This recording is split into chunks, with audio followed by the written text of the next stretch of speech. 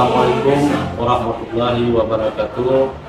Saya Haji Ali Basrah, SPD MN, Ketua Fraksi Partai Golkar DPR Aceh, dengan ini mengucapkan Dirgahayu TNI ke-77, maju terus Tentara Nasional Indonesia, semoga selalu semangat menjaga ketahanan Negara Kesatuan Republik Indonesia.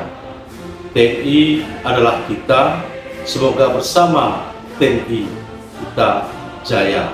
Billahi taufik wal hidayah. Assalamualaikum warahmatullahi wabarakatuh.